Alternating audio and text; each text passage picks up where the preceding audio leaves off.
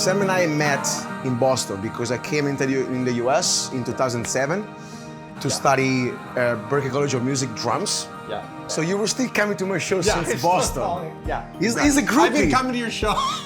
This is how we should introduce. Yeah. I'm the drummer, he's the groupie, and then I graduated. Yeah, you I moved to New York in 2010. Yeah. And Sam at that time, he working in tech. We moved in this fantastic loft together. We were really like great friends. Like we would hang out in the apartment, we would throw parties. Yeah. I mean, in our apartment, like 100 people parties. We had a DJ, we had live music. And then, I moved out of the apartment. Like we kind of lost touch. As a musician, I was doing other kind of jobs. I was doing catering, high-end events, bartender at the Met Gala. Yeah. And the idea came when I was stuck in an apartment with 2 Italian scientists during a snowstorm, but we cooked the crap out of it. Like for 3 days, we made gnocchi, we made lasagna, we made polenta, we made tiramisu, and then people living in the neighborhood were coming over to eat. Then I was like, wait a minute, this is what I should do. I should just bring this experience to the Americans, but with a New York City twist. I'm gonna do pasta making classes with burlesque. The first one was actually in Seoul at Click. It was a gnocchi event. It was fantastic. It was sold out. But then Sam, he became a groupie of the pasta making parties. I was working in tech. I had been really focusing on growing and advancing my career in technology. It was more about the lifestyle and the stability more than it was about the actual work. But I made great friends. I learned a lot. I did get to a point where one company I was working for particularly I just didn't like. I had been to a couple of the pasta classes. And you were like, Andrea, I think you have something going on and this can be amazing.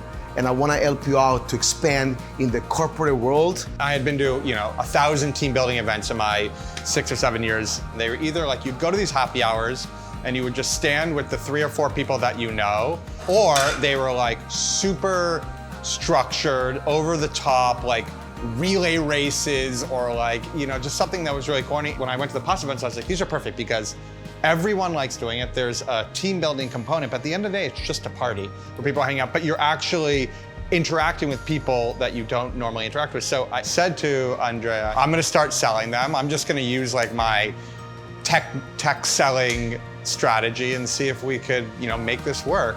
And I was like, yeah, sure. Yeah, whatever. Yeah, whatever. Just do whatever you want. I was like a poor musician. Yeah. I didn't care. I was like, just do whatever. Make me make pasta. Yeah. Force me.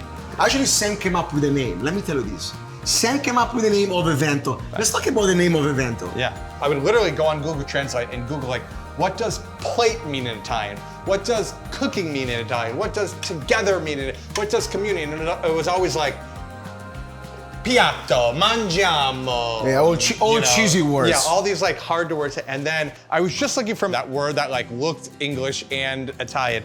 And when I put in the word event, I remember putting in event and then just seeing on the other side of the translation, Evento. And I was like, that's the word. That's the O word I'm looking for. And then I remember we spent $500 building out a Squarespace website. And we built the website, and then one day I was on the train home from work, and I got somebody actually filled out a form on our website from WeWork, and I was like, you were so excited. I got so excited. I got off the train on the wrong stop. You were shivering. You called me. I wasn't crying. Oh my God.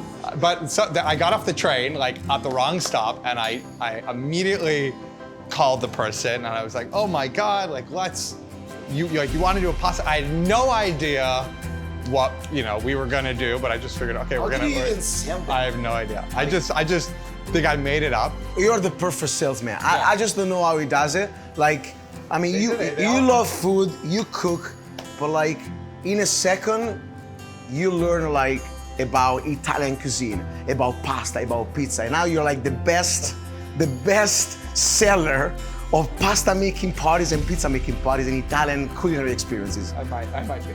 Yeah, no, you're the best. I remember I went over to the event and I saw everyone smiling and thanking us, and I was like, oh my God, this is I actually got to sell something that I felt proud of and was passionate about.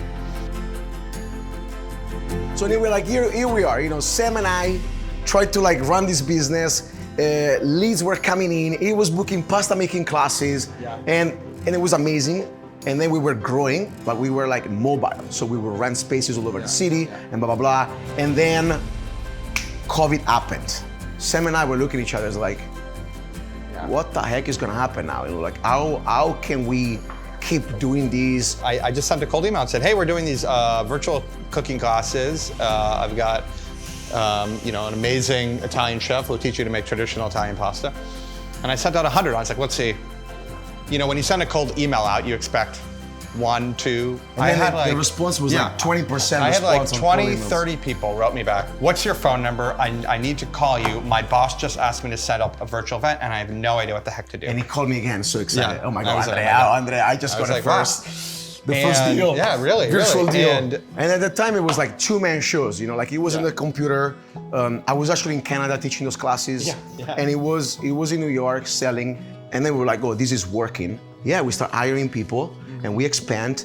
When we could count Google and Meta and Spotify and LinkedIn and Salesforce, tech companies and banks, Bank of America, Cisco, as Andrea said, as some of our repeat clients. Right out, like that's what you dream of when you're starting a company, is to get these larger accounts. And we were getting them like right off the bat. So. And to me it was mind blowing. I would never expect like whatever I started to turn into this amazing company that we have now. I was like, wow, this is great. 2021, we did over 600 virtual events, so we more than doubled up. And then 2022 was a pivotal year because we transitioned for the first time doing in-person and virtual at the same time. So figuring out the in-person was like another task. So at first, what we started doing is I just built a network of people who owned event spaces in New York City, and those we were rotating. Yeah, we were just bopping around. Whenever we would get a client request, I would call 5 different event venues to see who was available, and then I would pitch that one to the client. And that worked for a little bit, but it's phenomenally expensive to rent on a case-by-case basis to rent event space in New York City. But we got to a point where we took out a more long-term lease when we knew we had the demand. And in 2023, we've already done almost double the amount of in-person events just halfway through the year as we did all of last year. And we've expanded to not only doing private events, but we do public events. And we're doing collaborations with DJs and artists and photographers, and just making these pasta parties that have an element that are really unique to Evento. We get to do something where really people come together and they enjoy spending time together, and we're building those connections, whether it's online or in person, having human interactions. Nothing brings people together like food. So you're not scared that like AI is gonna take over and we're gonna lose business because of AI? We are in the one business that AI cannot kick us out of. Seeing like our team growing, we have beautiful pasta teachers, we have beautiful cooks from all over the world. Of course, we have Italians, we have people from Mexico, people from Colombia. We're being like a fantastic team that loves to work together. And everybody that comes to our event are like, oh my God, Andrea, your team is amazing. I love, it's such when I come here, it's such a fresh air, it's loose, but it's at the same time, it's organized. People are having a blast. And they're speaking French and Italian and Spanish and English. It's really like an environment that's diverse and unique, and that's really important to us. And there's people of all kinds of backgrounds. Yesterday we had a quick conversation. Where do we see Evento in the next year, in the next 2 years, the next 3 years? But then we were like, okay, Andrea, we should take the time to really think of how blessed we are. Sometimes to sit back is we built something amazing. We should be so proud of it and grateful, because you never know. So yeah, here we are now, and we're lucky enough to be able to continue to host people at amazing events and make pasta together and cook and argue and figure things out, and accomplish our mission, which is to cook pasta with everybody in the world. Come make pasta with us, come make pizza with us, come have some fun, and I don't know. Ci vediamo presto. Ci vediamo presto. Ciao ragazzi. Thank you. Ciao.